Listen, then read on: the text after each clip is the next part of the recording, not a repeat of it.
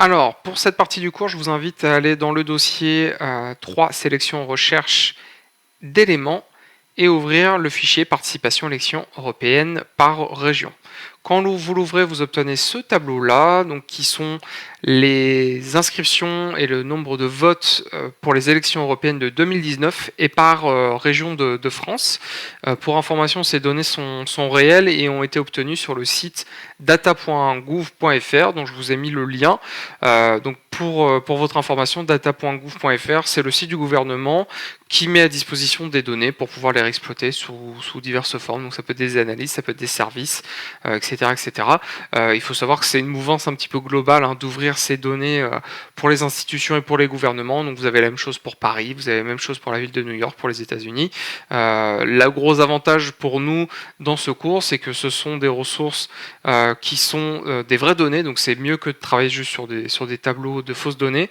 Et en plus de ça, tout est en français, donc c'est plutôt idéal pour un cours qui se veut 100% français. Voilà, donc nous, on va réviser très rapidement les modes de sélection et les modes de recherche qu'on peut avoir dans Excel, en tout cas les basiques. Le premier élément dont on n'a pas forcément parlé jusqu'ici, c'est cette zone-là qui vous indique la cellule sur laquelle vous êtes en train de vous placer.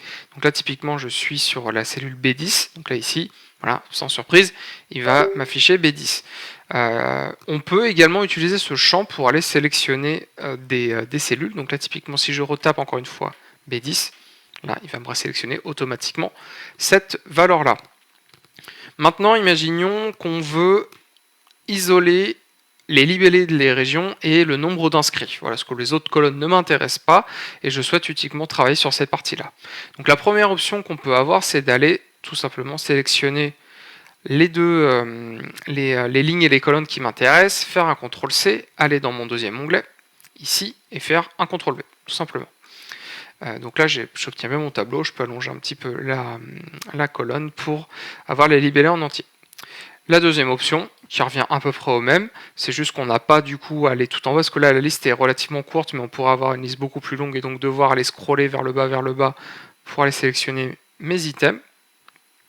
Donc pour faire ça plus simplement, je sélectionne B et C dans toute leur hauteur, ici, et je vais aller les coller dans cette zone. Voilà. Donc ça revient au même dans notre cas, c'est juste que c'est plus simple pour sélectionner des grands tableaux de données. Donc voilà, pour les sélections simples, maintenant on va voir comment utiliser les modes de recherche un petit peu plus avancés.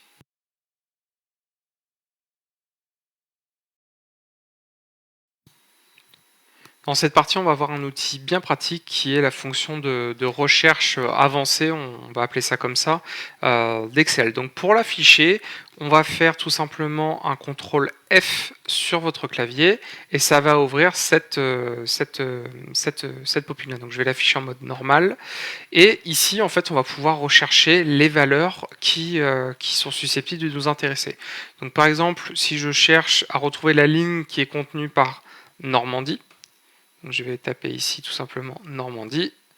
Et voilà, automatiquement ici, vous voyez, il va aller... excusez-moi, je le refais. Tac. Alors là, hop, donc tout simplement, il va m'afficher ici Normandie qui est présent dans la ligne numéro 11. Maintenant, autre chose qu'on pourrait voir, c'est tout ce qui va être fonctionnalité un peu plus avancée. Donc pour ça, on va aller cliquer ici dans les options. Et on voit que là, on a accès à pas mal de choses, définir où est-ce qu'on souhaite chercher l'information, si on souhaite la rechercher par colonne, si on souhaite gérer la casse, etc., etc. Donc là, on va aller voir ça ensemble. Donc premier élément qu'on va tester, c'est je fais une recherche tout en respectant la casse, c'est-à-dire je respecte les majuscules et les minuscules. Et là, je fais suivant. Et là, voilà, c'est ce qui se passe quand il ne trouve pas de valeur, il va m'indiquer qu'il n'a pas trouvé de valeur, il va quand même réafficher cette popine-là, et donc ce que j'ai à faire, c'est aller modifier ici en mettant une majuscule, et donc là, il va bien me retrouver, alors si je sélectionne, il va bien me retrouver la valeur sur laquelle j'étais. Autre fonctionnalité, on souhaite retrouver la région qui a pour code le numéro 11. Là, on voit que la première colonne du tableau contient des codes qui correspondent aux régions, et donc on ne se souvient plus à quel correspond le numéro 11. Donc là, ce qu'on va faire, c'est aller chercher le numéro 11, et on va cliquer ici, et là on voit, donc là je fais entrer à chaque fois, et je vois que là il m'affiche deux résultats, vous voyez, il m'affiche le code 11 et le numéro qui est ici. Le problème c'est que du coup, il me mixe un petit peu les deux. Là c'est un chiffre, un nombre en entier, et moi ce qui m'intéresse c'est plutôt les codes qui sont isolés ici. Donc la différence entre les deux, c'est que cette colonne là c'est du texte. Alors oui, ce sont des chiffres, mais le format qu'on a fixé sur cette colonne-là, c'est du texte. Donc ça, on verra plus tard comment aller modifier ces formats-là. Et ici, c'est un nombre. Donc pour bien fixer sur ce qui m'intéresse, je vais aller ici dans Format, et je vais dire que la cellule qui m'intéresse doit être du texte. Donc ici, je sélectionne Texte, je clique sur OK, et je clique maintenant sur Suivant. Et donc là, il va uniquement m'afficher cette cellule-là.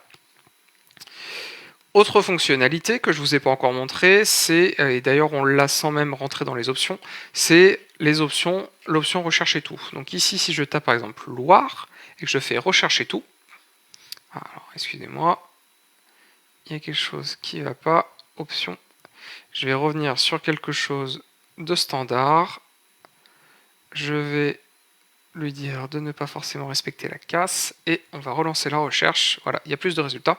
Donc ici, plutôt que de passer de l'un à l'autre, donc résultat 1, 2, 3, 4, là il va plutôt vous afficher une liste de résultats que vous pouvez déployer, où il va vous afficher le nom du classeur, le nom de la feuille, la cellule correspondante, et du coup la valeur qui est associée. Et là on voit tout de suite que d'ailleurs, je n'ai pas sélectionné la valeur en entier dans la cellule, mais simplement une partie de la cellule. Donc là, je n'ai tapé que Loire. Et là, comme vous voyez, il va chercher en fait un contient dans la cellule. Et donc là, je peux passer de l'un à l'autre très facilement entre les deux. D'ailleurs, vu qu'on a copié mon tableau avec mes régions dans un autre onglet, si je vais ici dans les options et que je vais taper par exemple la Corse, je reviens sur la Corse, ici. Donc là, je fais les résultats, donc je vais faire rechercher tout. Donc je vois que je n'ai qu'un seul résultat. Si par contre, je sélectionne classeur, ici, je fais rechercher tout, du coup il va bien retrouver la valeur qui a été collée dans le deuxième onglet. Autre élément intéressant, c'est si je cherche le mot-clé CO, par exemple, donc le début de Corse, je vais retrouver plein de valeurs, donc voilà, Franche-Comté, donc CO, la Corse évidemment. Ce qu'on peut faire, c'est plutôt lui dire, bah justement, je ne veux pas que tu me prennes une valeur qui est contenue parmi d'autres dans la cellule, mais uniquement si la cellule ne contient que ce mot-clé-là. Donc là, je vais cocher ici, je veux rechercher dans la totalité du contenu de la cellule, et je vais faire rechercher tout. Et là, il m'affiche pas de résultat, parce qu'il n'y a aucune cellule qui contient uniquement CO.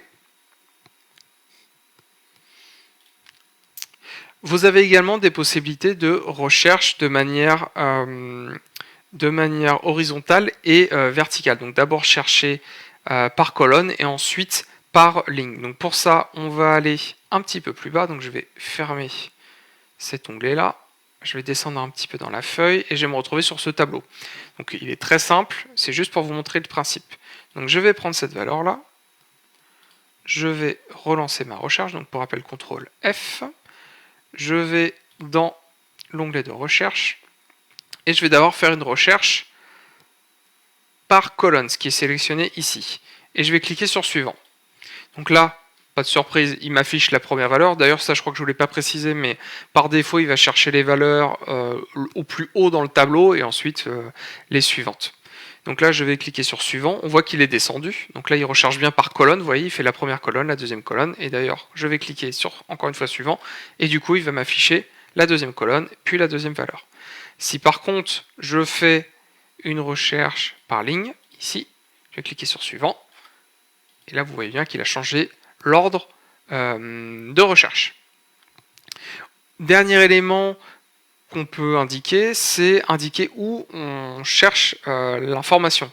Donc il y a plusieurs possibilités, notamment de rechercher dans les notes et dans les commentaires. Par défaut, quand vous mettez un commentaire, et ça on le verra un peu plus loin d'ailleurs dans quelques sections dans le cours, ça va assez vite arriver, comment rajouter des commentaires, et bien vous pouvez indiquer aussi d'aller rechercher directement dans les commentaires des éventuels mots-clés qui nous intéresserait. Mais pour l'instant, on ne va pas pouvoir encore le faire. Voilà. Et la dernière fonctionnalité qui peut nous intéresser, c'est ici la fonction de remplacer. Où là, je vais pouvoir dire, quand tu as cette valeur-là qui apparaît, tu me la remplaces par région Y, par exemple. Et je clique sur suivant, et on voit qu'il a... Alors, attendez, j'ai un petit souci d'affichage. Hop là. Voilà, donc je suis revenu en arrière, et là maintenant, ou d'ailleurs je devais la voir, c'est juste, oui pardon, je ne le voyais pas. Donc ici tout simplement, donc soit je clique sur remplacer, donc vous voyez, hop, il va faire les uns par rapport aux autres, et si je refais dans l'autre sens, et que je clique sur remplacer tout, il va aller me changer les 4 valeurs, et il va même indiquer le nombre de valeurs que j'ai souhaité modifier. Et évidemment, ce remplacement va prendre en compte tous les éléments qu'on a pu rajouter juste avant. Évidemment aussi, je peux simplement changer une partie de la cellule. Donc par exemple, je veux changer le mot-clé région par département. Et je vais faire remplacer tout. Et là, je vois qu'il y a eu beaucoup plus d'éléments de modifiés parce qu'il y en avait seulement ici. Et il y en avait potentiellement aussi dans les libellés. Typiquement, voilà, libellé de là, donc c'était région. Donc maintenant, ça sera département. Voilà. Donc je peux revenir en arrière ensuite en modifiant, en faisant un CTRL Z. Donc voilà pour cet outil très pratique que vous allez très régulièrement utiliser.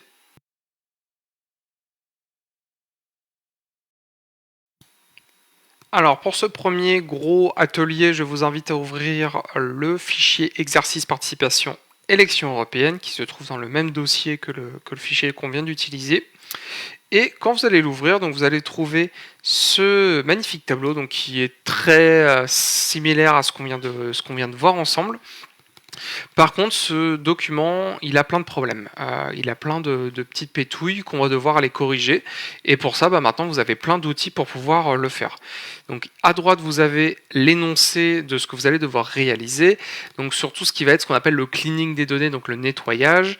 On nous indique qu'il y a possiblement un problème de doublon sur la Corse. Donc ce qu'on vous demande, c'est de rechercher le code de la Corse dans le tableau et de supprimer les lignes en doublon. Donc évidemment, visuellement, vous allez tout de suite voir qu'il y a le doublon. Imaginez un tableau avec des milliers de lignes où là, vous ne pouvez pas le faire. Donc il faut que vous trouviez un moyen de le faire de manière automatisée. Ensuite, on nous indique que dans certains libellés, on peut trouver le terme erreur à côté des noms de régions. Donc ça, vous pourrez vérifier vous-même, qui est dû à un problème lors de l'export du fichier. Détectez automatiquement la présence de ce terme et supprimez-le dans les libellés. Donc là, ça reprend exactement ce qu'on vient de voir ensemble. Je ne vous en dis pas plus, mais normalement, vous devrez tout de suite savoir ce que vous devez faire. Ensuite, uniformisation de la mise en forme. La cellule D6, donc c'est celle qu'on voit là juste ici, a un problème sur la couleur de son texte. Trouvez un moyen de la rendre identique aux autres cellules. Donc là, ça fait appel à des sections qu'on a vues un peu plus précédemment. La ligne 11 qui est ici a également un problème de mise en forme, donc il va falloir corriger ça. Et finalement, on vous demande de remettre en forme un nouveau tableau dont vous avez le modèle ici dans tableau attendu, donc avec les libellés de région, les inscrits, les abstentions, etc. etc. Donc en gros, c'est quelques colonnes de ce tableau-là qui ont été mis à l'horizontale, et c'est ce que vous indique ici. Donc il ne comportera que les colonnes libellées de la région, inscrits, abstention et pourcentage d'abstention versus les inscrits. Nous souhaitons que le tableau apparaisse sous la forme horizontale. Les colonnes deviennent des lignes et inversement. Donc vous avez tous les éléments, et oui d'ailleurs, donc votre tableau, vous devrez le mettre ici dans cet onglet-là. Vous avez tous les éléments maintenant pour faire cet exercice, donc prenez le temps de bien le faire, de revenir potentiellement sur les sections précédentes, et quand vous vous sentez prêt, on corrige ça ensemble.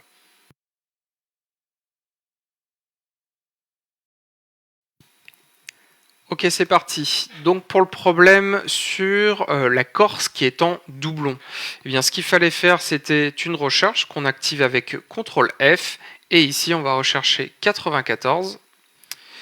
Donc là, le souci qu'on va avoir, c'est que potentiellement, voilà, on va retrouver des nombres qui s'affichent à l'intérieur. Donc pour corriger ça, on devait aller dans les formats, sélectionner texte, ici, faire potentiellement rechercher tout, et effectivement de voir tout de suite le souci avec le doublon sur la Corse. Et donc pour corriger ça, on va tout simplement aller sélectionner une ligne et cliquer sur supprimer, tout simplement. Ensuite, on nous indique que dans certains libellés, on peut retrouver le terme error, donc ça on va le vérifier rapidement. Voilà, error qui est affiché ici. Donc là on va réutiliser à nouveau notre CTRL F, on va simplement modifier ce qu'on avait fait, le remettre en standard ici, et on va aller dans l'onglet de remplacement, on va retaper du coup error, tac, et donc le remplacer par absolument rien en fait, tout simplement. C'était ça l'astuce en fait, c'était de laisser ce champ là vide, de faire un tac. Il a toujours du mal à me l'afficher, voilà. De le laisser à vide et de faire un remplacer tout pour que du coup on retrouve bien ces erreurs et qu'elles soient modifiées. Donc là on vérifie rapidement et on voit qu'effectivement cela a disparu. Le problème d'uniformisation de la cellule D6, donc ça on va le corriger tout simplement en sélectionnant une cellule, en faisant un copier, un clic droit et indiquer simplement qu'on souhaite recopier la mise en forme de la cellule. Donc là on garde bien la valeur, on recopie juste la mise en forme et on va faire exactement la même chose pour la ligne 11 en faisant un CTRL C, sélectionnant en dessous ma ligne et de recopier uniquement la mise en forme. Voilà, ça c'est mis à jour. Et finalement, le dernier exercice, si je dis pas de bêtises, oui c'est ça, c'est de prendre un tableau qui comportera les régions, les inscrits, l'abstention et le pourcentage d'abstention. Donc, tac, les inscrits, l'abstention et le pourcentage d'abstention. Donc je les sélectionne de cette manière-là. Je fais un CTRL C, je vais ici, je fais un CTRL V, je vais dans les menus de choix de copier-coller et je vais aller faire ici une transposition. Alors là, petit souci, c'est pas la bonne méthode pour le faire, donc tout simplement ce que je vais faire, je pense que c'est parce que j'ai sélectionné, voilà c'est ça. Donc il faut d'abord plutôt que je sélectionne le tableau, que je le colle ici et que je le fasse en transposé. Et voilà, ce coup-ci ça fonctionne. Vous voyez, personne n'est à l'abri d'une erreur. On peut peut-être ajuster voilà, la largeur des colonnes et on retrouve bien du coup tout notre tableau sous la forme horizontale et donc on vient de compléter cet exercice. S'il y a un élément sur lequel je suis passé trop vite, ben vous pouvez soit regarder les corrections ou sinon repartir sur la section qui pouvait en parler. Voilà.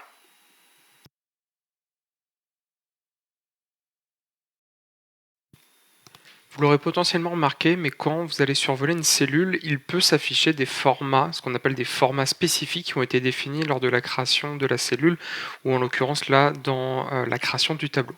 Donc si vous reprenez le tableau sur lequel on avait travaillé précédemment, vous verrez que si vous surveillez les pourcentages, et bien ici dans la zone nombre, là dans l'onglet accueil, vous verrez que c'est pourcentage qui est affiché. Donc c'est ça ce qu'on appelle le format que peut avoir une cellule. L'intérêt de ces formats, ça va être de pouvoir appliquer des nomenclatures qui vont être spécifiques. Typiquement, vous allez avoir une cellule que vous voulez passer au format pourcentage, et bien c'est Excel qui va rajouter tout seul le symbole pourcentage, et c'est pas à vous de le faire. Autre exemple, c'est tout simplement la volonté de rajouter ou de supprimer des chiffres après la virgule. Ça peut être dans le cas de nombres décimaux. Où là, eh bien, vous allez pouvoir dire, je veux 1, 2, 3, 4, 5 chiffres après la virgule, ce que vous ne pouvez pas faire, par exemple, si la cellule est considérée comme du texte. Et ça permet aussi, au-delà de juste choisir le format, de faire certaines opérations qui sont relatifs au format de la cellule. Par exemple, si vous souhaitez faire une multiplication ou une addition ou une soustraction entre deux cellules, eh bien vous serez bien obligé d'avoir deux nombres qui sont associés pour pouvoir faire ce calcul-là. Et donc les nombres se définissent par le format justement nombre. Et si autre exemple, vous souhaitez faire l'écart de jour entre deux dates, et bien là pareil, il faudra que les deux cellules soient au format date. Et le dernier exemple qu'on peut avoir en tête, c'est si vous souhaitez faire des concaténations, et bien des concaténations, ça consiste à regrouper des blocs de texte en un seul grand bloc de texte. Et donc là, pour le coup, c'est toujours la même histoire. Il faudra bien qu'on ait du texte qui est associé. Donc c'est un indicateur que vous allez pouvoir donner à Excel. On va parcourir par des exemples les différents formats qui sont proposés dans Excel. Je voulais juste vous en donner un premier panorama. Le premier, donc le tableau comment se lire, pardon. Donc la première colonne va vous indiquer le nom du format que vous allez retrouver dans Excel, les mises en forme qui sont associées, et finalement les opérations bonus qu'on va avoir en appliquant ce format-là. Donc le premier, c'est le standard, c'est celui qui est appliqué par défaut bien souvent par Excel. Et en soi, eh bien, si vous allez chercher à faire une opération et que vous avez laissé la cellule en standard, ça va fonctionner. Mais il y a des cas aussi où en fait ça ne correspondra pas à ce que vous cherchez à faire, et donc ça va être mal interprété. Donc ça, c'est important de bien noter quand Excel va définir par défaut ce format standard et potentiellement le modifier vous-même. C'est ce que j'indique là dans les opérations. Il faut se méfier de ça parce que vous pourrez avoir potentiellement des effets de bord. Ensuite, le format texte, donc là c'est très simple, donc c'est du texte qu'on peut avoir dans une cellule, donc ça pourrait correspondre à nos noms de région qu'on avait tout à l'heure. Qu'est-ce qu'on peut faire par rapport à ça? On peut faire des concaténations, comme je vous le disais, et aussi faire des extractions de chaînes de caractères. Par exemple, je vais isoler que les 4 derniers caractères de mon texte. Et bien ça, pour le faire encore une fois, il va falloir que j'ai un élément défini au format texte. Au niveau de la mise en forme, vous le verrez, automatiquement le texte va se mettre sur la gauche de la cellule si elle ne le remplit pas complètement, qui est le signe que c'est traité en tant que texte. Ensuite, tout ce qui va être relatif au nombre. Donc la mise en forme, vous pourrez séparer les milliers, c'est-à-dire si vous avez 1 million, de séparer les 3 séries de zéros les uns par rapport aux autres pour que ça soit plus facile à lire. Vous pouvez modifier le nombre de chiffres après la virgule. Et typiquement, un nombre, lui, au contraire, va être aligné à droite de la cellule. Voilà, c'est des petits repères visuels qui peuvent vous aider à aller plus vite dans la détection de ces formats.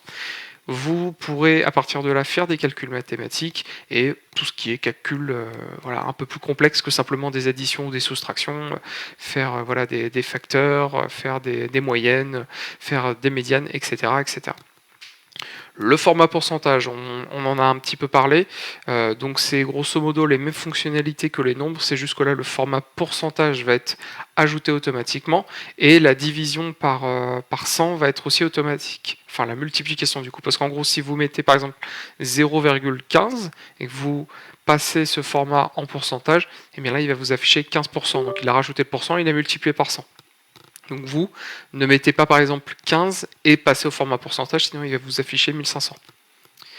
Nombre de chiffres après la virgule que vous pouvez, comme pour les nombres, personnaliser, et l'alignement de cellules sur la droite. Et au niveau des calculs, ça sera très sensiblement la même chose que pour les nombres. Ensuite, monétaire et compatibilité, là ça va être encore une fois les mêmes fonctionnalités que les nombres et les pourcentages, parce qu'au final c'est un chiffre. Là ce qui va être ajouté automatiquement c'est le symbole monétaire, donc dollar ou euro, c'est vous qui pouvez définir la devise que vous souhaitez utiliser. Vous pouvez modifier le nombre de chiffres après la virgule, et vous aurez un alignement de la cellule à droite, et vous verrez que vous avez deux types de formats monétaires et comptabilité, qui sont en gros la même chose, hein. C'est juste que là il y aura un très léger décalage à droite pour ce deuxième format. Toujours des calculs mathématiques qui sont possibles. Ensuite, date et heure, élément très important à définir, où là vous pourrez définir le mode d'affichage de la date une fois que c'est défini. Par exemple, vous voulez écrire le 1er janvier 2020 plutôt que 01/01/2020, bah ça vous pourrez le personnaliser. Et l'alignement de la cellule s'effectue sur la droite. Vous pourrez potentiellement sur ces dates extraire de manière spécifique le jour de la semaine, le mois qui est sélectionné, et aussi calculer la différence entre deux dates. Les booléens, alors ça c'est un cas un petit peu particulier, ça peut être considéré comme, c'est d'ailleurs considéré comme du texte, c'est juste que comme vous le verrez par la suite, on va être amené à utiliser des fonctions dans Excel qui vont retourner une valeur vraie et faux, et c'est en fait quand on va tester une hypothèse, c'est-à-dire est-ce que cette cellule est égale à 10, si c'est le cas on me retourne vrai, si c'est faux, on me retourne tout simplement faux. Et finalement le dernier cas qui n'est pas vraiment un format à proprement parler pour Excel. Par contre, c'est un élément que vous allez pouvoir retrouver dans des tableurs. Donc c'est important de l'avoir en tête parce que là, la manière d'afficher va être un peu particulière. Ce sont les menus déroulants qu'on apprendra par ailleurs à créer, où là, ça va être au moment où vous allez cliquer sur la cellule, une liste de choix qui vont s'afficher, des choix préfixés. Et donc ça aussi, c'est quelque chose qui doit être défini en amont et qui peut être associé à un format un petit peu spécifique. Donc voilà pour les formats et je vous propose maintenant de les découvrir à travers un exemple concret.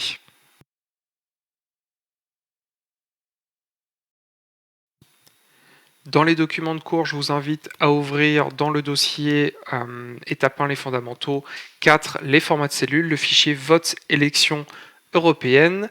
Et dans ce fichier, on va essayer de faire des modifications sur des colonnes qui comportent des anomalies de format. Donc on va avoir en premier lieu cette colonne-là. Donc si je la sélectionne, on va m'afficher que la cellule est au format standard. Alors pour information, quand c'est du texte et que le format est standard, ça pose pas vraiment souci. Voilà. Donc il n'y a pas besoin de faire de zèle quand c'est que du texte à aller modifier ça. Nous on va le faire pour que vous puissiez vous imprégner de la logique, mais en théorie, quand c'est du texte, pas de problème. Par contre, quand c'est des nombres, il faudra y faire plus attention. Donc là, je vois que ma cellule est au format standard. Donc là, j'ai deux options pour aller modifier ça. La première, c'est en faisant un clic droit, aller dans format de cellule et cliquer sur du texte, ici. Donc là, je retrouve les formats qui sont possibles. Donc je vais cliquer sur OK. Et là, maintenant, je vois que ici, il m'affiche maintenant le format texte. Et on peut par ailleurs faire ça directement sur le reste des cellules. Donc là, je vais sélectionner toute la colonne. Je vais à nouveau faire un clic droit, aller dans les formats de cellules, mettre du texte ici et cliquer sur OK. Deuxième problème qu'on avait constaté tout à l'heure, c'était ici le code de la région. Donc effectivement, le code en théorie, c'est bien un chiffre, mais pour nous, de notre côté, on ne va jamais s'amuser à faire des additions dessus. C'est ce qu'on appelle un ID, en fait, un identifiant qui est spécifique, et il faudrait mieux le considérer comme du texte pour pouvoir notamment faire des tests d'égalité ou de recherche par la suite. En tout cas sur un format texte. Donc ici, on voit qu'effectivement le format c'est un nombre, et d'ailleurs si je sélectionne la colonne en entier, ça se confirme. Et là, on va faire une deuxième méthode pour aller modifier ça, donc qui est ici. Et là, on va retrouver aussi d'autres formats. Donc là, il va nous afficher les formats numériques, les formats monétaires, etc. etc. Et là, pour le coup, eh bien, on va passer la valeur en standard pour aller modifier cette valeur-là. Et à partir de là, il n'y aura plus de problématique. Si on veut découvrir un petit peu comment est fait le format pourcentage, donc là c'est plus pour vous montrer par principe parce que là la valeur est bien renseignée. Donc là ici je suis au format pourcentage. Si je passe au format nombre, et bien là c'est ce que je vous expliquais tout à l'heure. En fait on voit que le symbole pourcentage est rajouté automatiquement et que la multiplication par 100 a été faite. Et là typiquement si je prends le dernier et que je mets du coup 71 pensant bien faire pour ensuite le passer au format pourcentage, ici je le repasse en pourcentage ici, et là on voit que du coup il m'a fait la multiplication par 100 et ça n'a plus de sens comme chiffre. Donc bien faire attention quand vous allez renseigner vos pourcentages de bien le considérer comme n'étant pas encore multiplié par 100.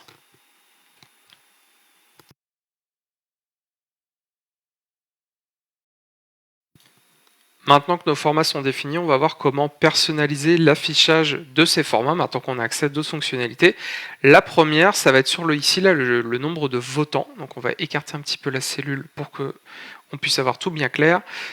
Ici, le souci, c'est que les chiffres ne sont pas forcément simples à lire parce qu'il n'y a pas le séparateur des milliers. Donc pour ça, on va aller ici, sélectionner ma colonne, et ici j'ai une option qui permet d'afficher le séparateur de milliers. Donc je vais cliquer dessus. Ici.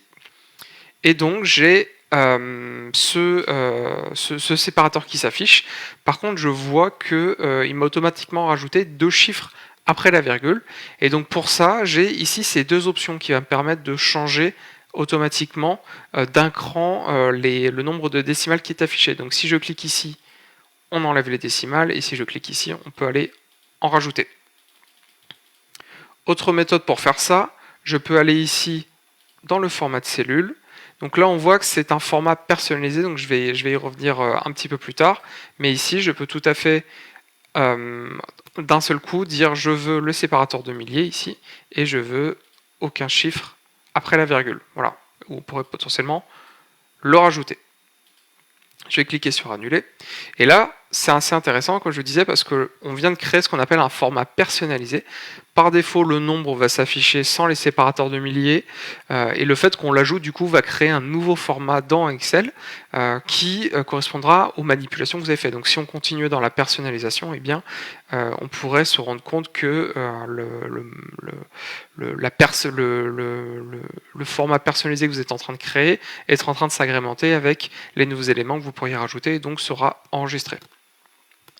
Voilà pour mes séparateurs de milliers.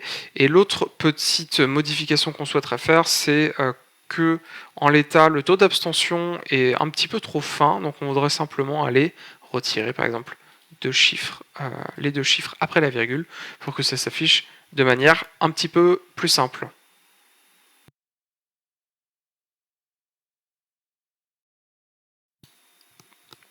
Pour personnaliser l'affichage d'une date. Donc on voit ici que cette colonne correspond bien au format date, mais n'est pas forcément affichée dans la manière dont vous souhaitez. Donc toujours pareil, on va aller ici dans les formats de cellules, et dans cette pop-in qui s'affiche, toujours pareil, on va avoir une liste ici de tous les formats que peut nous proposer Excel par défaut pour les dates. Donc par exemple, si je veux avec le nom du jour dans la semaine qui va s'afficher, je vais pouvoir ici le faire.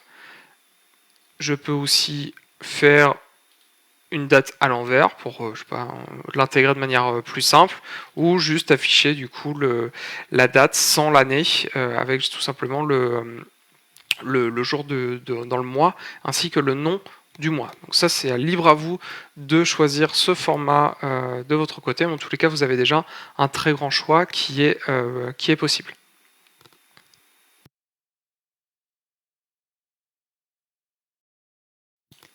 Alors une section un petit peu particulière, je voulais quand même vous en parler, c'est les formats spéciaux qui vont être spécifiques à la région qui a été définie pour votre suite Office, ou en tout cas pour Excel.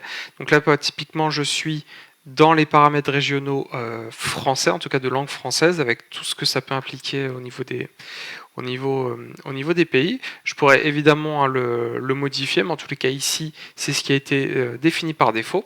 Et par rapport à ça, donc, il va me proposer un certain nombre de formats spéciaux qui correspondent à ma zone géographique. Par exemple, il va avoir un code postal, donc bien un code à 5 chiffres en France, et avoir par exemple aussi des formats de numéro de téléphone que on pourrait avoir dans d'autres pays francophones. Voilà, donc ça c'est défini, c'est proposé aussi par Excel. Donc s'il y a des choses qui vous intéressent, je vous invite à aller sélectionner la langue et voir un petit peu ce qui est susceptible de vous être proposé. Donc si je prends par exemple le slovène, donc bon, on voit que le slovène, il n'y a pas forcément de proposition qui est proposée, mais en tous les cas, vous pourriez aller consulter le pays de votre choix et de voir si il y a des formats spécifiques qui ont été créés par rapport à ça.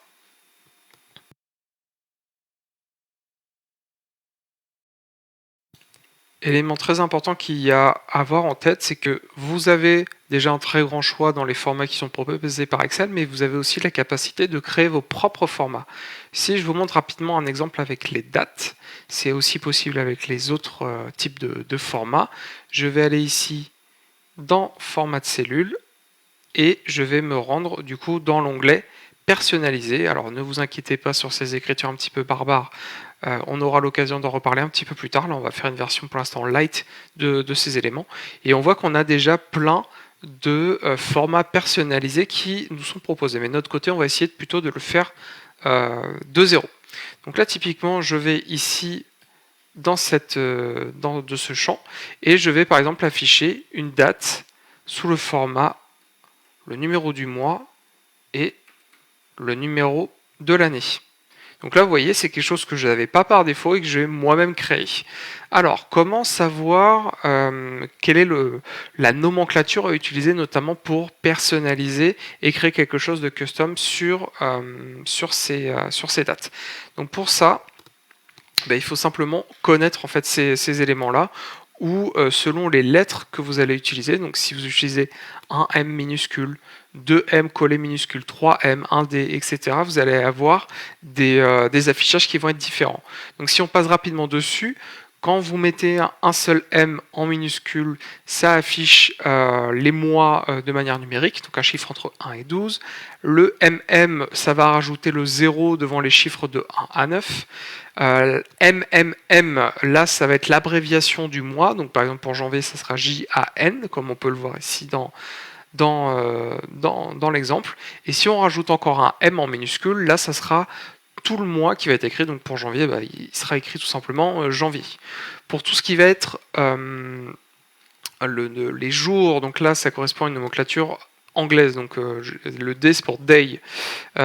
Ou quand on met un seul D minuscule, on va avoir les jours de 0 à 31. Le double D de 0 à 1, donc là on va rajouter comme pour l'autre, comme pour les mois, le 0 devant. Le triple D pour les abréviations des jours de la semaine, et le quadruple pour avoir le nom de la semaine en complet. Et ensuite pour les années, donc years, le WY va afficher les années avec 2 chiffres, donc ça c'est ce qu'on vient de voir tout à l'heure. Et si on met les 4, eh bien on va avoir l'élément affiché avec les années en entier. Donc là typiquement, si je retourne sur mon tableau, tac, et que je retourne dans mon format, bien maintenant qu'on a appris la manière dont doit être écrit cet élément-là, et bien on peut tout simplement par exemple aller ajouter mon quadruple A pour aller rajouter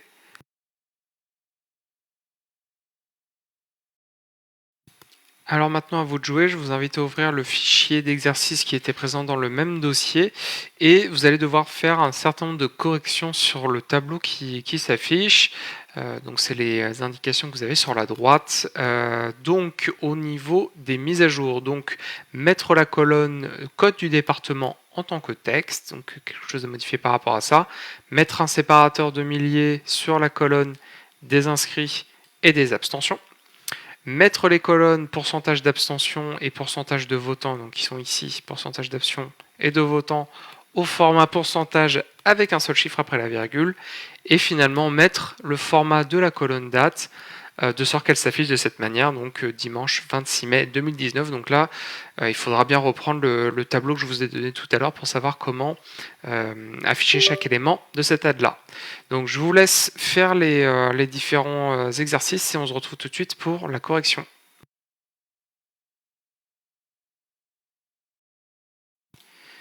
Bon, du coup, je pense que cet exercice ne vous a pas trop posé de problème, à part peut-être le dernier, mais on va voir ça ensemble. Donc la première chose à faire, c'était de changer la nomenclature du code du département. Donc pour ça, je vais sélectionner toute ma colonne. Donc pour faire ça, d'ailleurs, je ne vous l'ai pas encore indiqué. Quand vous sélectionnez une cellule, vous pouvez faire un contrôle majuscule et flèche vers le bas, et ça va automatiquement aller chercher la prochaine cellule vide. Donc on voit que c'est la 98, donc il va s'arrêter à 97. Donc c'est assez pratique pour sélectionner un grand nombre de lignes dans une colonne à la fois. Donc ici, c'est au format nombre, et là on va passer par un clic droit pour aller le faire en pourcentage, en format texte. Donc ici, on est bon. Ensuite, on souhaite un séparateur de milliers entre les inscrits et les abstentions, donc ces deux colonnes-là. Donc là, pareil, je sélectionne les deux, CTRL Maj vers le bas, je sélectionne tout. Je vais remonter ici. Et donc, je vais utiliser ici le séparateur de milliers. Et je ne veux pas de chiffre après la virgule. Donc là, parfait, ça s'affiche correctement. Ensuite, on avait le format pourcentage pour les abstentions et les inscrits. Donc ici, première sélection, et je vais aller enchaîner ici en appuyant sur CTRL pour sélectionner la deuxième. Je vais cliquer ici sur le format pourcentage, ou je veux le passer en mode directement en clic droit, en format de cellule. Je vais le mettre au format pourcentage, et on nous demandait simplement un chiffre après la virgule. Donc ici, je vais aller réduire la valeur, et donc on se retrouve avec la bonne nomenclature. Et finalement, le dernier des exercices qui étaient la modification du format des dates. Donc pour ça, je vais aller ici dans format de cellule. Je vais faire un nouveau format personnalisé. Et donc là, on va aller l'écrire. Donc premier élément, c'était d'afficher. Tac, tac, tac. Donc c'était que je reprenne juste à côté ce qu'on nous demandait. Donc avoir l'acronyme du jour de la semaine. Donc là, c'était 3J. Je mets un espace. Je veux maintenant le jour du mois. Donc ça, c'est un double J. Un espace. On nous demande maintenant le nom complet du mois qui s'affiche. Donc là, on va mettre un triple M. Et finalement, alors attendez, est-ce que... Tac. Oui, je pense que c'est plutôt comme ça. Parce que là, le mois était court, mais si c'était quelque chose comme septembre, ça aurait été tronqué. Et le dernier élément, c'était la date en entier. Donc la date en entier. De toute façon, si vous n'êtes pas sûr, vous les ajoutez au fur et à mesure, les lettres. Et donc, on se retrouve bien avec ce qui était attendu de notre côté. Donc, bravo, vous venez de créer un format personnalisé pour les dates dans Excel. On clique sur Valider, c'est appliqué. Et donc, ce qui est intéressant, c'est qu'à chaque fois que vous voudriez potentiellement réutiliser ce format-là, eh bien, il sera présent dans la liste des formats personnalisés que vous avez pu créer. Donc voilà, on est arrivé au bout. Comme d'habitude, s'il y a certains éléments où vous êtes un petit peu perdu, n'hésitez pas à retourner sur les parties du cours qui en parlent et ensuite revenir pour tenter de refaire les exercices.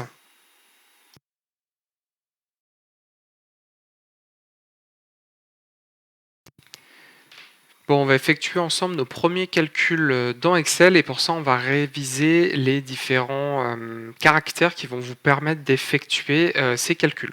Donc pour déclencher l'activation d'un calcul et que ça ne soit pas considéré comme du texte, il faut d'abord mettre le symbole égal au début dans sa cellule.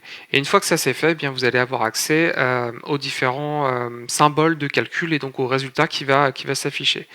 Pour faire des additions, sans surprise, on va utiliser le caractère plus que vous avez sur votre clavier. Et donc, quand vous allez rentrer 12 plus 3 et que vous allez cliquer sur Entrée, eh bien, la valeur affichée dans la cellule sera 15. Par contre, si vous sélectionnez à nouveau la cellule, ça sera à nouveau le calcul qui s'affichera. Ça sera 12 plus 3. Et d'ailleurs, c'est le cas pour tous les calculs d'une manière générale. Pour les soustractions, ça sera le caractère moins, avec là, un exemple 7 moins 2 est égal à 5. Les caractères division... Le caractère division, ça sera le slash, donc 5 divisé par 3 égale 5. La multiplication, ça sera le symbole astérisque, qui va donc faire, par exemple, 9 fois 5 est égal à 45. Pour gérer l'ordre de priorité dans les calculs, donc ça, pour rappel en mathématiques, les multiplications ont la priorité sur les additions. Donc si vous voulez d'abord faire une addition avant une multiplication ou une division, il va falloir protéger entre guillemets entre parenthèses qui, elles, ont la priorité pour pouvoir faire d'abord 12 plus 3 égale à 15 fois 5 est égal à 75. Donc utiliser les parenthèses pour faire ce type de priorisation. Ensuite, les exposants. Donc là, typiquement, si vous voulez avoir une valeur au carré, donc 9 au carré, donc puissance 2, donc qui sera obtenu en 81. Donc il faudra mettre l'accent circonflexe pour pouvoir avoir ce calcul. Et finalement, le format pourcentage, où là, eh bien, il suffit que je rajoute moi le symbole pourcentage avec le égal sur une valeur pour que là, le chiffre au final s'affiche avec par exemple ici 50,3 pour avoir la valeur. Donc maintenant qu'on a vu ça, on va aller regarder un petit fichier d'exemple et ensuite ça sera à vous de travailler. Donc si vous allez ici dans le dossier des premiers calculs, vous allez tomber sur donc le fichier où il se trouve. Donc vous devez l'avoir. Tac. Donc ici, effectivement, donc l'introduction au calcul Excel. Donc on va l'ouvrir. Il était déjà ouvert. Tout va bien. Donc ici, quelques exemples qu'on va pouvoir faire ensemble. Donc là, typiquement, le premier qui est le fait de multiplier 4 par 6. Et donc si on regarde dans la cellule, donc on a bien mis, donc je vais le refaire avec vous, le symbole égal, le chiffre 4, l'astérisque et multiplié par 6, tout simplement. Et donc là, il va bien m'afficher la valeur qui a été calculée. Je pense que vous avez compris la logique, donc maintenant ça va être à vous de faire les différents calculs avec les exercices que je vous ai donnés ici. Donc on se retrouve, une fois que vous l'avez fait, tout de suite pour les corrections.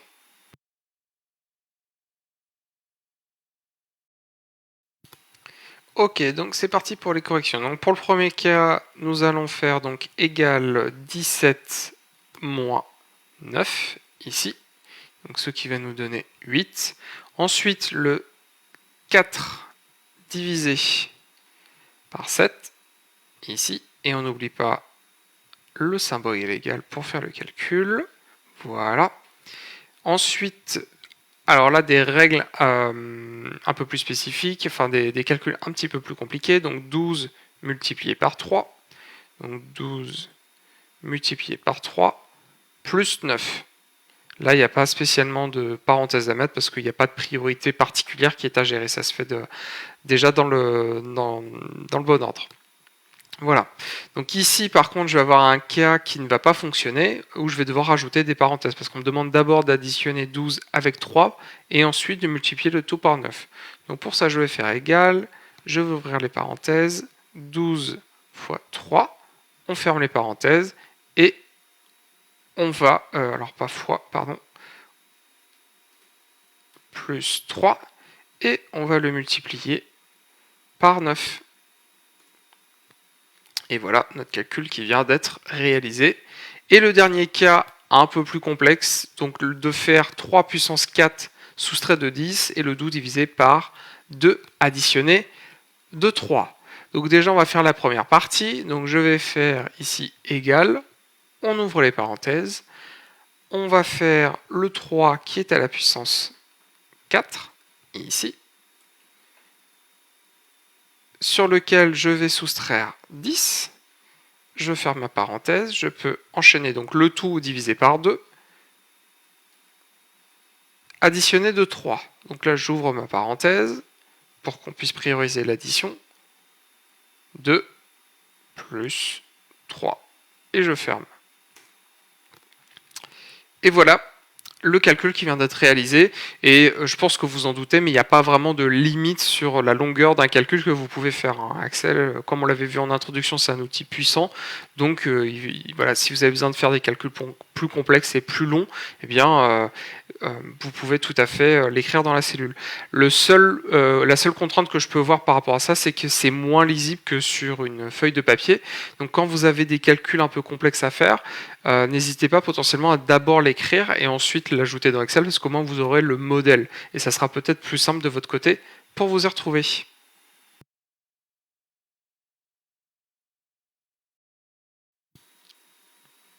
Maintenant qu'on a vu comment faire des calculs dans une cellule Excel, on va maintenant, plutôt que de taper nous-mêmes des valeurs, aller plutôt effectuer des calculs d'une cellule par rapport à une autre. Le premier exercice qu'on va faire ici, ça va être de calculer le pourcentage d'abstention par rapport au nombre total de personnes qui étaient inscrites sur les listes électorales. Donc on est toujours sur nos données concernant les élections européennes. Donc ici on a la colonne qui contient les abstentions et ici la colonne qui contient les inscrits. Pour information, j'ai ouvert le fichier incrémentation cours exercice que vous avez dans le répertoire des fichiers de travail.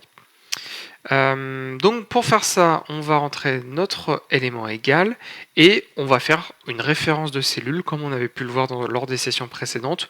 On va du coup prendre la cellule qui est ici, le nombre d'abstentions, qu'on va diviser par la cellule qui est ici, le nombre d'inscrits.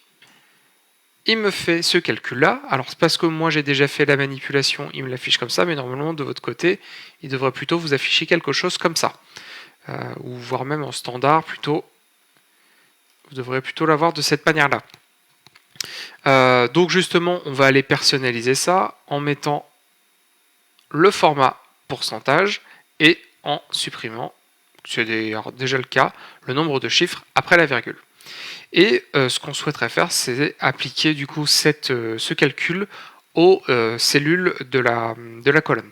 Donc plutôt que de devoir réécrire à chaque fois la valeur, on va se rendre compte que automatiquement, au même titre qu'une incrémentation, le calcul va se faire, le décalage.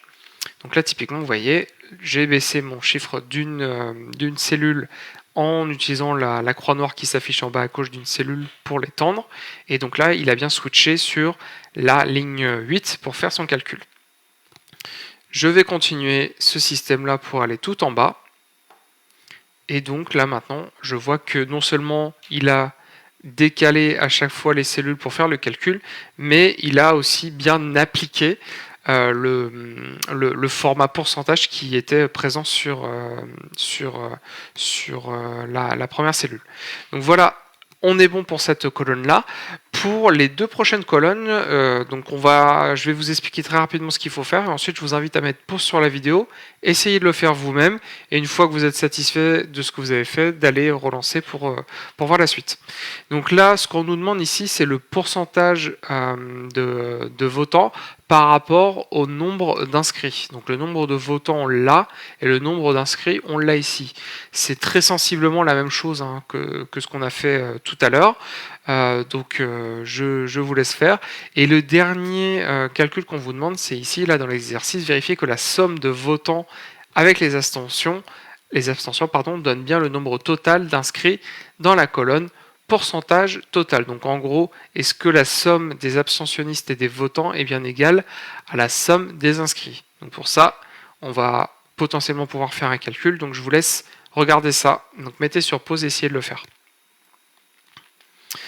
Donc on va maintenant corriger ça. Donc pour celui-ci, c'était pas bien compliqué, c'était en gros la même chose. Donc on va prendre le nombre de votants qui est ici et on va le diviser par le nombre d'inscrits. Hop.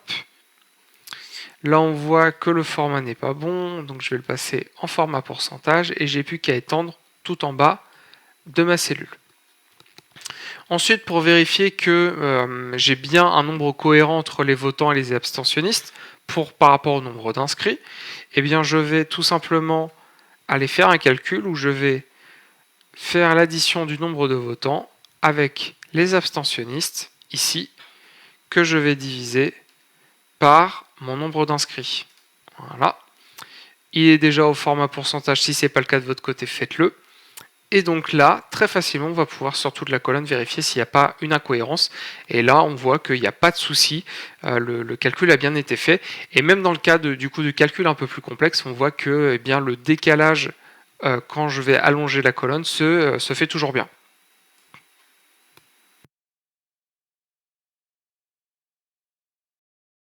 Alors, dans le deuxième tableau, l'exercice va être un petit peu différent. On va nous demander ici de calculer le pourcentage que représente chaque région par rapport au nombre total d'inscrits, d'abstentionnistes ou de votants sur les listes électorales.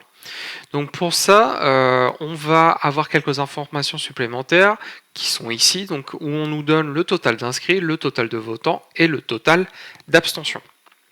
Donc si on répète le schéma qu'on avait pu faire tout à l'heure, l'idée ici, ça va être du coup de prendre le nombre total d'inscrits, en tout cas pour la région Grand Est, et le diviser par le nombre total d'inscrits pour la France pour avoir notre pourcentage.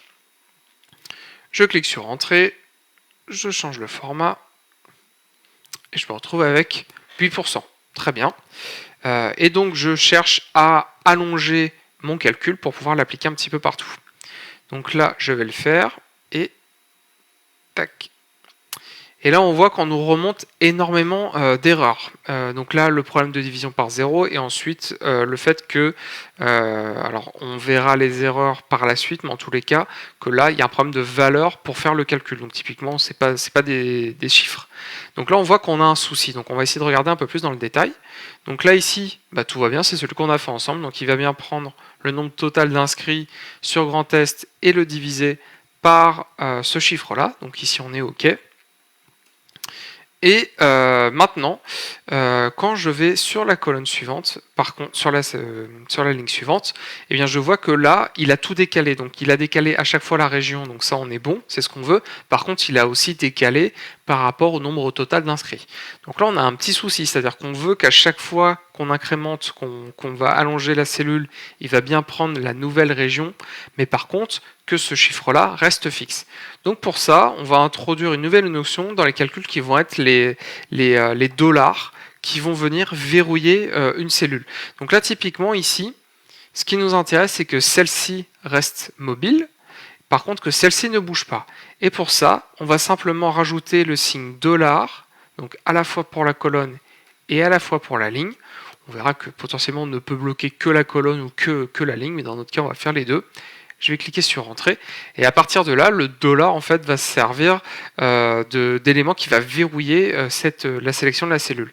Et maintenant, je refais l'exercice, ici, et je me retrouve bien du coup avec à chaque fois le nombre d'inscrits pour la région et le nombre total d'inscrits sur la France.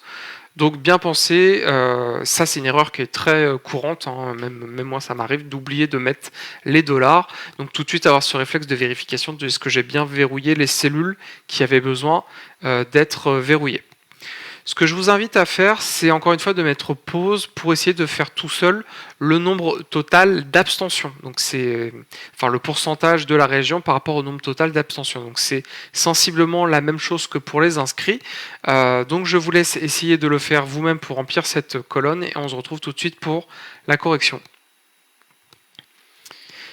Bien, on va du coup corriger cette partie-là. Donc là, on va faire le nombre d'abstentions de la région et on va le diviser par le nombre total d'abstentions.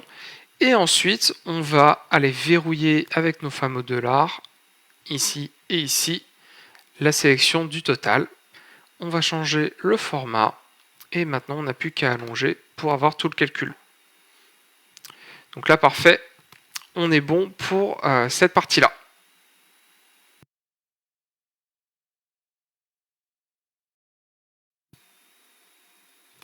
Alors, le signe $, nous a bien aidé pour pouvoir corriger cet élément-là. Par contre, il faut avoir en tête que si on va décaler complètement la cellule à laquelle on fait référence, donc là par exemple je vais faire un copier-coller du nombre total, alors qu'est-ce qu'on a fait ici? Le nombre total d'abstention. Donc imaginons, hop, je colle ça ici. Peu importe, on voit que ça n'a pas changé mon calcul. Et maintenant que je viens aller supprimer tout ce qui est contenu ici. Eh bien le problème c'est que ça va casser absolument toutes les références à la cellule que je pouvais avoir parce que tout simplement je l'ai bougé. Donc pour pouvoir corriger ça, ce qu'on peut potentiellement faire, c'est tout simplement se dire, eh bien plutôt que de mettre une référence qu'on appelle une référence absolue dans mon calcul, je vais plutôt pouvoir y mettre une référence relative. Et pour ça, tout simplement, ce que je peux faire, c'est plutôt se dire, eh bien cette valeur-là, donc pour le nombre total d'abstention, je vais sélectionner la valeur et je vais faire définir un nom ici. L'idée, ça va être de sauvegarder la référence et de ne plus avoir qu'à appeler le nom de cette référence à l'intérieur. Donc là, ça va être le nombre total d'abstention.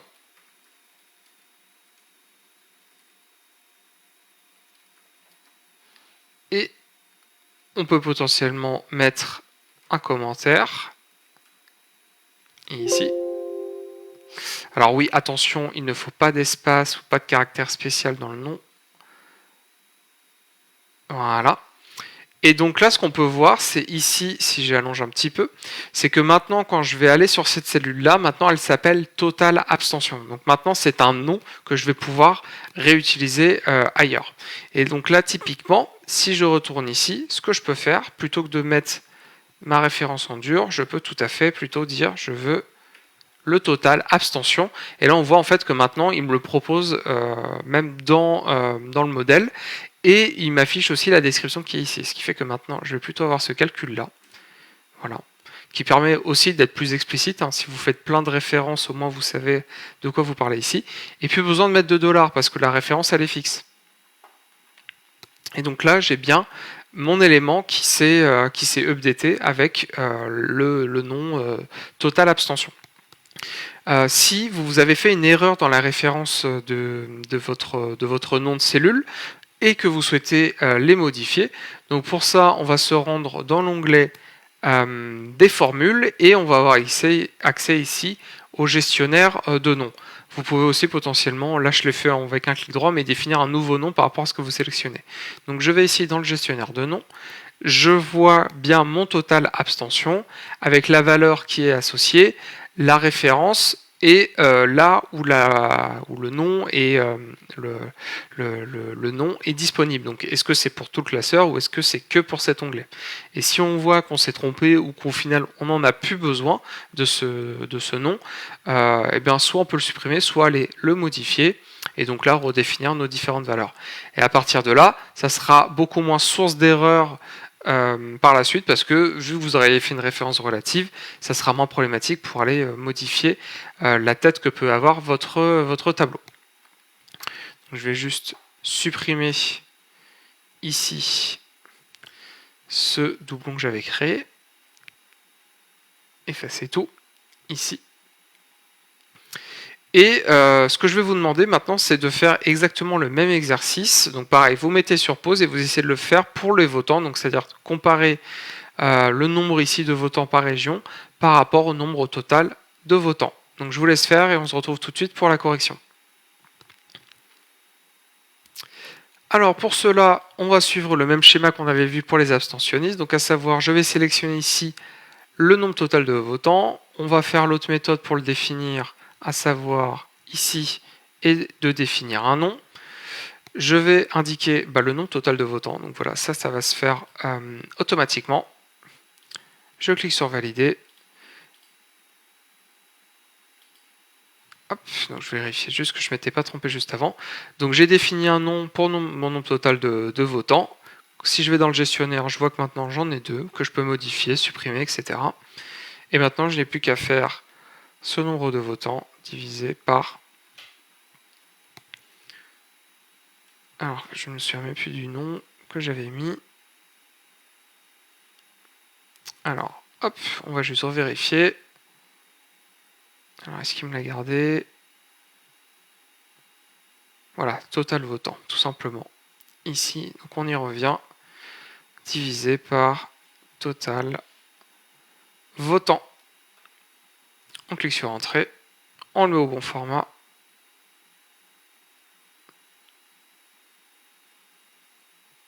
Et on va aller allonger le calcul. Donc vous voyez, bien pratique ce petit gestionnaire, ça permet d'avoir un fichier qui est bien construit avec des vrais libellés qui veulent dire quelque chose. Donc ça c'est plutôt intéressant pour nous, pour que le fichier soit le plus lisible dans le temps.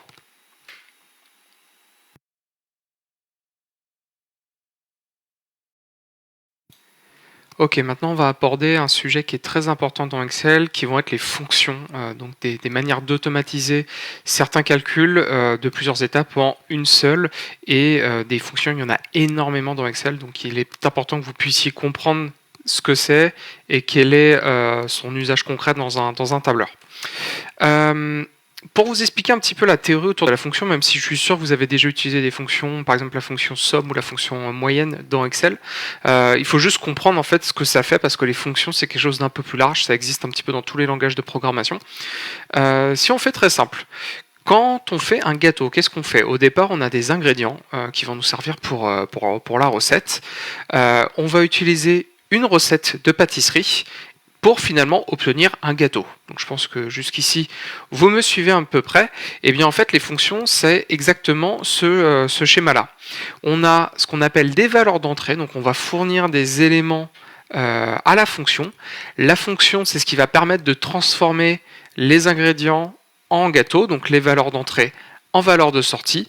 Et toujours pareil dans l'idée d'obtenir quelque chose, de transformer in fine à partir des valeurs de départ. Voilà.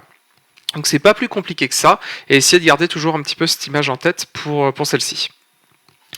Les fonctions, il y en a énormément, comme je vous disais, plus de 200 fonctions dans Excel. Vous allez les retrouver dans l'onglet des formules, avec des outils d'aide à la création de fonctions. Donc on va pouvoir les utiliser ensemble pour vous montrer un petit peu comment ça fonctionne.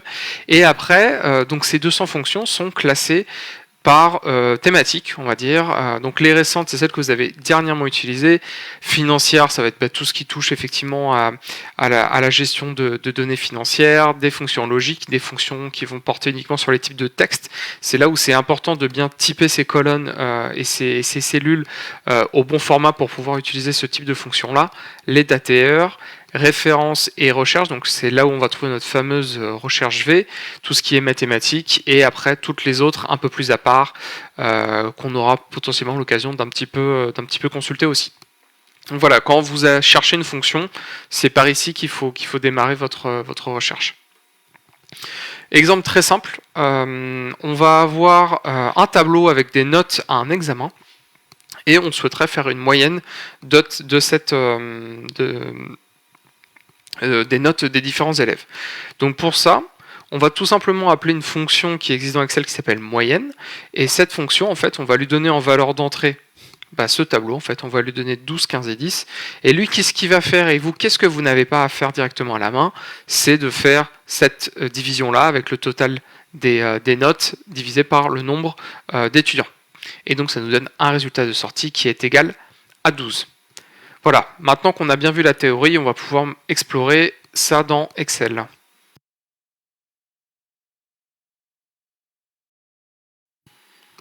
Donc je vous invite à ouvrir le fichier qui est présent dans le dossier Introduction aux fonctions, et on va retrouver notre tableau des résultats des élections européennes, où on va avoir ça du coup au niveau des départements, avec toujours ces colonnes du nombre d'inscrits, du nombre d'abstentions, donc le nombre de personnes qui n'ont pas voté, le nombre de votants, et certains calculs qui ont déjà été faits, donc le pourcentage d'abstention par inscrit et le pourcentage de votants par inscrit.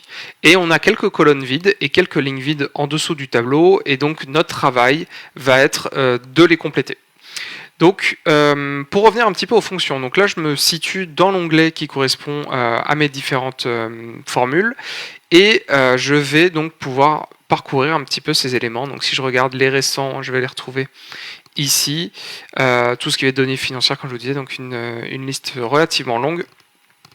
Donc nous, tout ce qu'on va faire pour l'instant, c'est on va essayer de faire juste une somme de deux chiffres pour voir un petit peu comment ça fonctionne.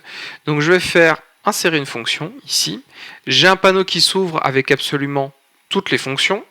Vous avez la possibilité de chercher ça potentiellement par mot-clé. Donc si par exemple je cherchais à faire une somme, donc là j'ai tapé sur entrée, vous pouvez tout à fait le faire au clavier aussi, et donc il va me filtrer sur les sommes.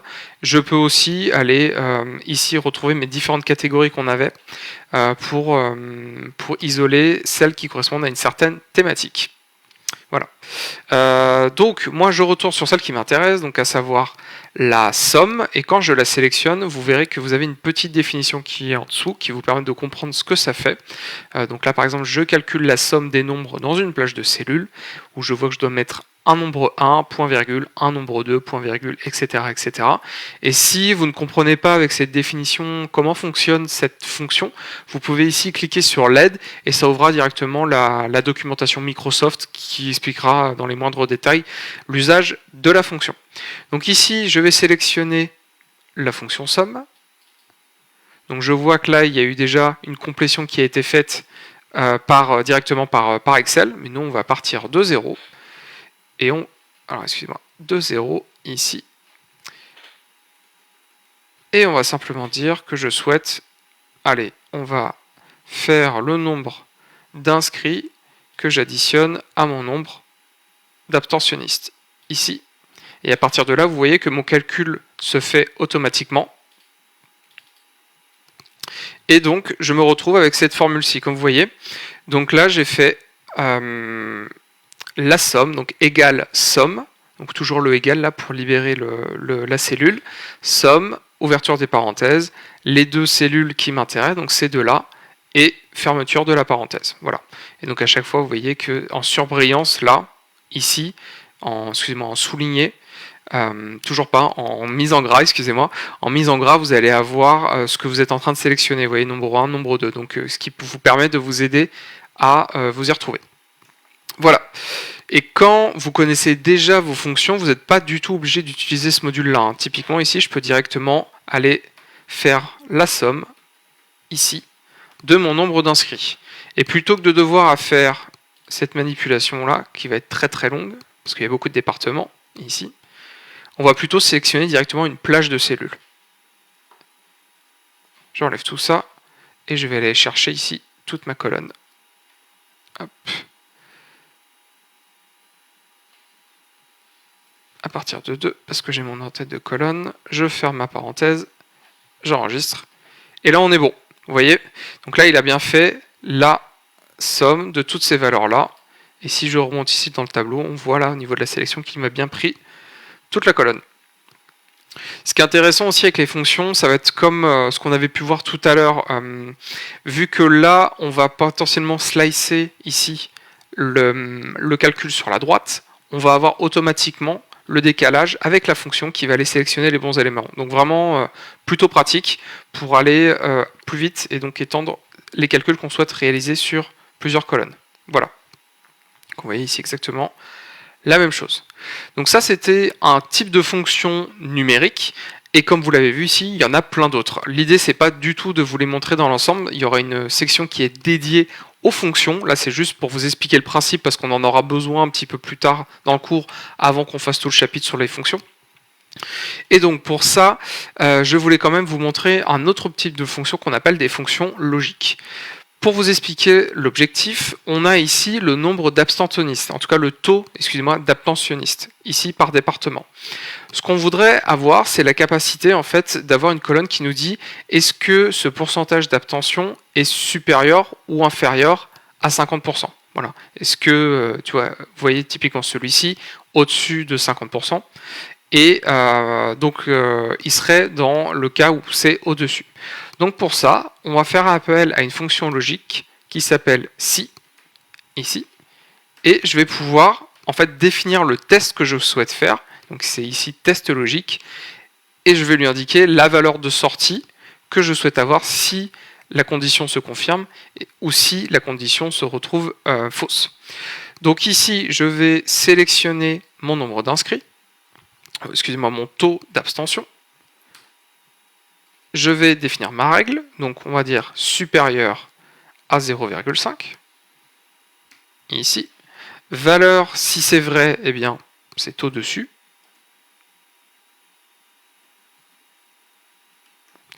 Valeur s'il faux, en dessous. Donc, pensez bien à mettre des parenthèses, des côtes ici à chaque fois pour pouvoir bien délimiter le texte que vous souhaitez. Donc je mets cet élément-là, je l'active, et donc là, j'ai bien la valeur de retour qui s'affiche, et je n'ai plus qu'à l'étendre sur toute ma colonne, ici. Pour avoir mon calcul, et on voit effectivement ici, en dessous, 0,48, en dessous, au-dessus, là, 0,5, 0,009, etc., etc. Pour info aussi, quand vous utilisez une fonction et que vous ne savez plus comment exactement au final elle fonctionne, vous avez tout à fait la possibilité de commencer à l'écrire, ensuite de cliquer ici sur le petit F qui va vous réafficher toute la définition et ce que vous devez faire à chaque étape, ici. Donc pensez bien à l'utiliser quand c'est nécessaire.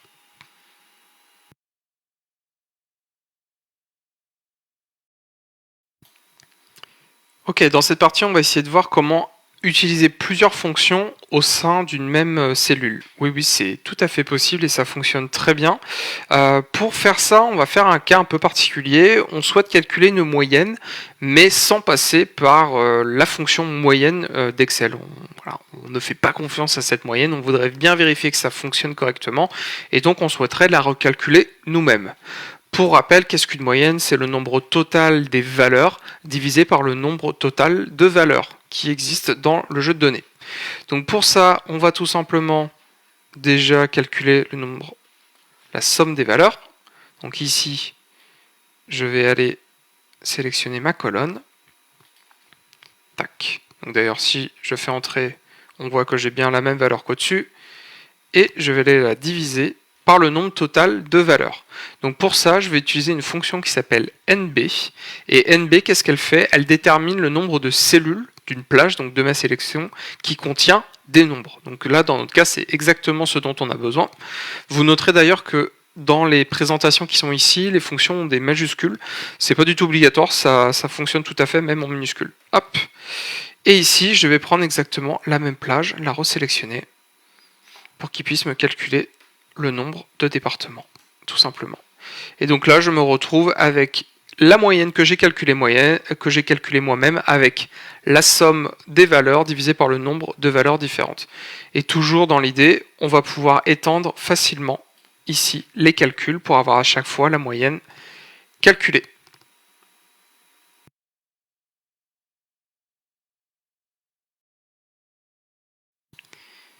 Ok, donc dans cet atelier, je vais vous demander de compléter un petit peu ce qui reste dans le tableau. Donc à savoir de calculer la moyenne vous-même dans le tableau. Donc ça, normalement, il n'y aura pas de souci. Sans la méthode artisanale, hein, évidemment, vous essayez d'utiliser la fonction moyenne directement. Vous mettez les chiffres au bon format, comme j'ai un petit peu le faire ici. Et ensuite, vous allez vous attaquer à cette colonne-là. Alors dans cette colonne-là, qu'est-ce qu'on souhaite faire? On veut savoir si le nombre de votants, en tout cas le pourcentage, le taux de vote, est supérieur à la moyenne nationale dans ce département. Donc pour ça, vous auriez potentiellement plusieurs étapes à faire. Déjà, essayer de calculer vous-même le taux de vote moyen au niveau national, et ensuite via potentiellement une fonction logique, comme on l'a vu juste ici, d'essayer de faire remonter au-dessus ou en dessous, qu'est-ce que j'ai mis, pardon, dans l'énoncé, supérieur ou inférieur à la moyenne. Voilà, c'est ça. Donc supérieur à la moyenne ou inférieur à la moyenne en fonction de le taux de vote du département. Et donc une fois que vous l'avez fait sur une cellule, vous l'étendez pour remplir toute la colonne. On se retrouve tout de suite pour les corrections.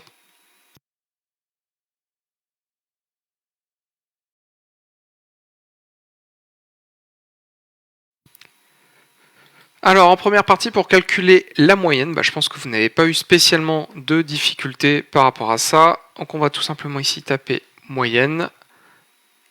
On va remonter sur la colonne, ici, et on va aller rajouter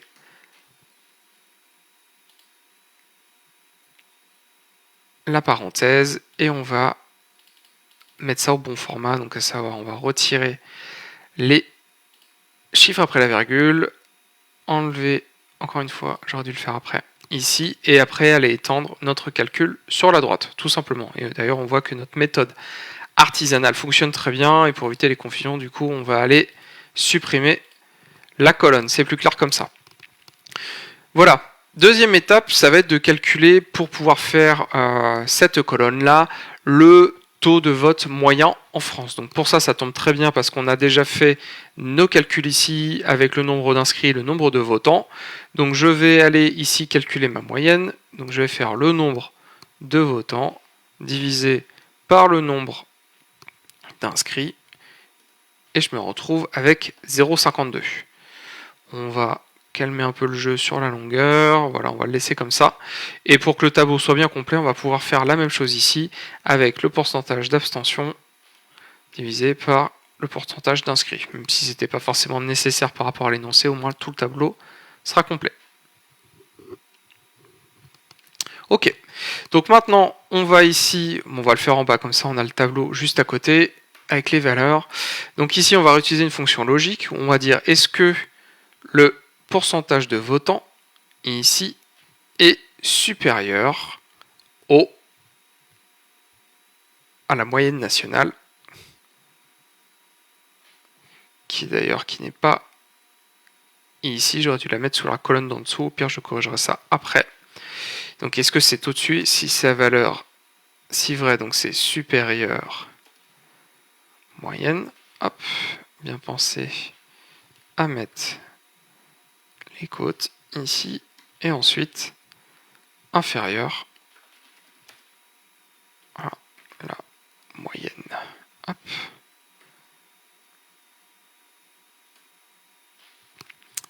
Et voilà, maintenant on n'a plus qu'à étendre notre calcul. Alors je revérifie, voilà c'est ça, ouais.